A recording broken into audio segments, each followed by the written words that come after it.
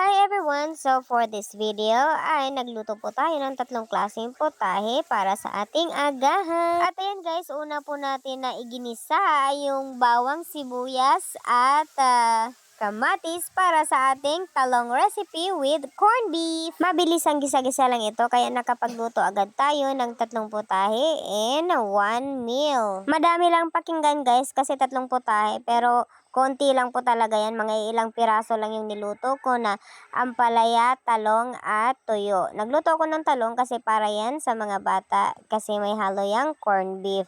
Tapos yung ampalaya naman ay para sa aming malalaki kasi paborito namin yan na ulam ang ampalaya. Pero kumakain din naman ng ampalaya ng aming mga kabataan kahit paunti-unti. At ayan na nga guys, matapos natin igisa ang ating talong ay sinunod na natin sa pinaglutuan ng talong yung lulutuin natin na ampalaya. Tapos nilagyan lamang natin siya ng hipon alamang instead of itlog para naman maiba. At masarap talaga ang ampalaya guys kapag hipon alamang ang inyong inilagay. Pag-isa-gisa lamang tayo dyan ng mga ricados guys hanggang sa nilagay na natin yung hipon alamang at ang ating ampalaya. Bali mga nasa 4 na maliliit na piraso lamang yung hiniwa natin na ampalaya.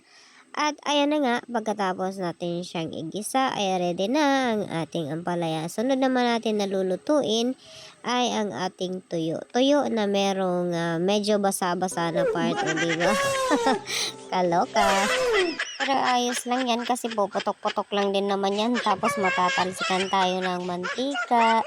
Ayan na nga guys, ang finale at last part ng ating paghihirap ngayong umaga ay yung tuyo. Actually, itong agahan talaga na ito guys ay papunta na talaga sa lunch kasi itong oras na to nung matapos ako magluto ay nasa mga 10 something na yung oras at papunta na siya ng 11 AM. So, bale, nag-brunch na tayo guys. Hindi na siya matatawag na agahan kasi late na naman.